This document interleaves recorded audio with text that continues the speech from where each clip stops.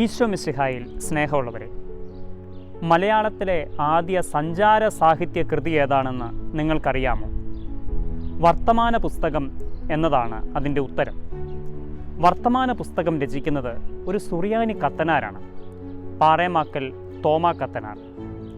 അദ്ദേഹം സ്വർഗയാത്ര ആരംഭിച്ചിട്ട് ഈ വർഷം മാർച്ച് മാസം 20-ാം തീയതി 226 വർഷങ്ങൾ പിന്നിടുകയാണ്. സുറിയാനി സഭയോടുള്ള സ്നേഹവും തീക്ഷ്ണതയും നിറഞ്ഞ ഒരു പുരോഹിതനായിരുന്നു പാറേമാക്കൽ തോമാ കത്തനാർ. അദ്ദേഹം ജനിക്കുന്നത് കടനാട്ടിലാണ്. ഇപ്പോഴത്തെ പാലാ രൂപതയിലെ കടനാട് എന്ന സ്ഥലത്താണ് 1736 സെപ്റ്റംബർ മാസം 10-ാം തീയതി അദ്ദേഹം ജനിക്കുന്നത്. കുരുവിള അന്ന ദമ്പതികളുടെ 4ാമത്തെ പുത്രനായിരുന്നു അദ്ദേഹം. ആലങ്ങാട് സെമിനാരിയിലാണ് അദ്ദേഹം സെമിനാരി പഠനം പൂർത്തിയാക്കുന്നത്. സെമിനാരിയിൽ ചേരുന്നതിന് മുൻപും സെമിനാരി പഠനകാലത്തുമായി അദ്ദേഹം 4 ഭാഷകൾ സ്വായത്തമാക്കുകയുണ്ടായി. ചെറുപ്പത്തിൽ അദ്ദേഹം സംസ്കൃതവും സുറിയാനിയും അഭ്യസിച്ചു. ആലങ്ങാട് സെമിനാരിയിൽ പഠിക്കുന്ന സമയത്ത് പോർച്ചുഗീസ് ഭാഷയും ലത്തീൻ ഭാഷയും അദ്ദേഹം കരഗതമാക്കി. ഇങ്ങനെ മാതൃഭാഷയ്ക്ക് പുറമെ 4 ഭാഷകൾ കൂടി വശമുണ്ടായിരുന്ന ഒരു കത്തനാരായിരുന്നു പാറേമാക്കൽ തോമാ കത്തനാർ. അദ്ദേഹം 1761 ഒരു പുരോഹിതനായി അഭിഷേകം ചെയ്യപ്പെടുന്നത്. എന്നാൽ അദ്ദേഹത്തിൻ്റെ ജീവിതത്തിലെ ഏറ്റവും പ്രധാനപ്പെട്ടത് എന്ന് വിശേഷിപ്പിക്കപ്പെടാവുന്ന സംഭവം കരിയാറ്റിൽ ജോസഫ് മെത്രാപ്പൊലീത്തായോടൊപ്പം അദ്ദേഹം നടത്തുന്ന റോമ ലിസ്ബൺ യാത്രയാണ്. ആ കാലഘട്ടം ഭാരതം കോളനിവൽക്കരിക്കപ്പെട്ടിരുന്ന ഒരു കാലഘട്ടമായിരുന്നു. അതോടൊപ്പം സുറിയാനി സഭയും പോർച്ചുഗീസ് മിഷണറിമാരുടെ അധീനതയിലായിരുന്നു. പോർച്ചുഗീസ് മിഷണറിമാർ അക്കാലഘട്ടത്തിൽ സുറിയാനി സഭയുടെ പാരമ്പര്യങ്ങളും സുറിയാനി സഭയുടെ തനിമയും സുറിയാനി സഭയുടെ ആരാധനാക്രമ രീതികളുമൊക്കെ മാറ്റിമറിക്കുന്ന ഒരു കാലഘട്ടം. ഉദയംപേരൂർ സൂനോപദേശത്തിനു ശേഷം സുറിയാനി കത്തോലിക്കർക്ക് അവരുടെ തനതായ പാരമ്പര്യത്തിൽ ജീവിക്കുവാൻ അവകാശമില്ലാതിരുന്ന, അല്ലെങ്കിൽ അതിന് അനുവാദമില്ലാതിരുന്ന ഒരു കാലഘട്ടത്തിൽ തങ്ങളുടെ സങ്കടകരമായ അവസ്ഥയെ റോമിൽ ബോധിപ്പിക്കുന്നതിന് വേണ്ടി നീണ്ട യാത്ര നടത്തുവാൻ തയ്യാറായ 2 സഭാസ്നേഹികളാണ് കരിയാറ്റിൽ ജോസഫും പാറേമാക്കൽ തോമാ കത്തനാരും.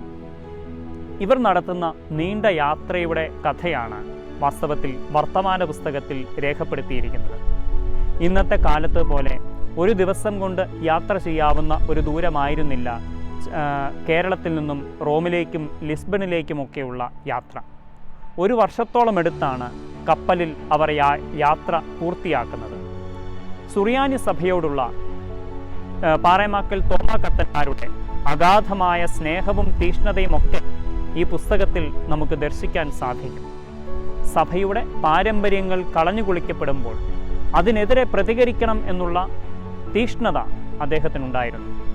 ഒരുപക്ഷെ ദേശസ്നേഹത്തിൻ്റെയും സഭാസ്നേഹത്തിൻ്റെയും ഉത്തമ മാതൃകയായി പാറേമാക്കൽ തോമാ കത്തനാരെ നമുക്ക് കാണാവുന്നതാണ്.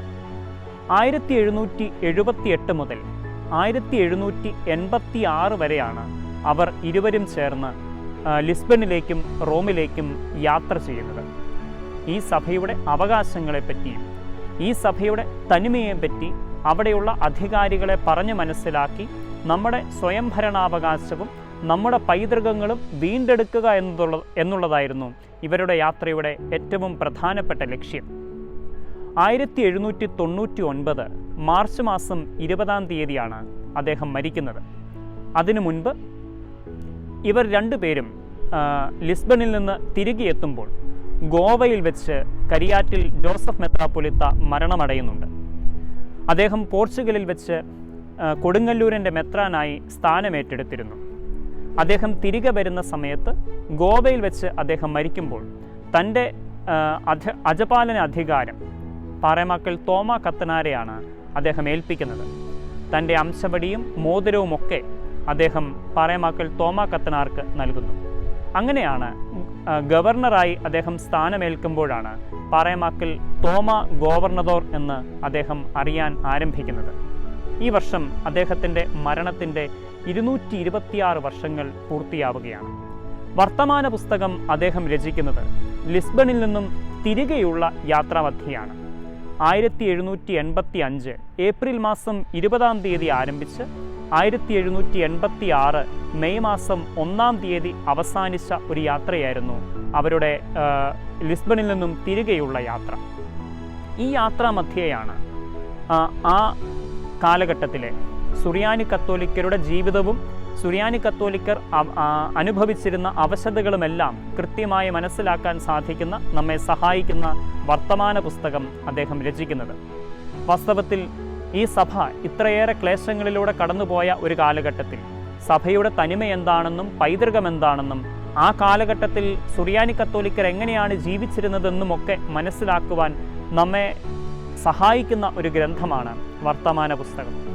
വീണ്ടും ഇതുപോലെയുള്ള സഭാ പാരമ്പര്യങ്ങളിൽ നിന്ന് മടങ്ങി നടക്കുന്ന കാലഘട്ടങ്ങളിൽ, അല്ലെങ്കിൽ സഭയുടെ പാരമ്പര്യവും തനിമയുമൊക്കെ കളഞ്ഞു കുളിക്കുവാൻ പുരോഹിതർ പോലും നേതൃത്വം കൊടുക്കുന്ന ഒരു കാലഘട്ടത്തിൽ ഇത്തരത്തിലുള്ള സഭാസ്നേഹികളായ പുരോഹിതർ നമുക്ക് മാതൃകയാവേണ്ടതാണ്.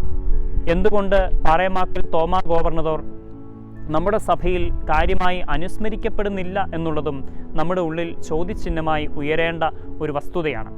സഭാസ്നേഹികളായ നമ്മുടെ മൺമറഞ്ഞ പൂർവികരെ യഥാവിധി ഓർക്കുവാനും അവരെ നമ്മുടെ പ്രാർത്ഥനയിൽ സ്മരിക്കുവാനും അവരുടെ ജീവിതത്തിൽ നിന്നും മാതൃക ഉൾക്കൊണ്ടുകൊണ്ട് നമ്മുടെ സഭയുടെ പാരമ്പര്യത്തിലും നമ്മുടെ സഭയുടെ തനിമയിലും ജീവിക്കുവാനും ആ ശ്രേഷ്ഠമായ പാരമ്പര്യം വീണ്ടെടുത്തുകൊണ്ട് അനന്തര തലമുറകളെ അതിൽ പരിശീലിപ്പിക്കുവാനും നാം പരിശ്രമിക്കേണ്ടതുണ്ട്.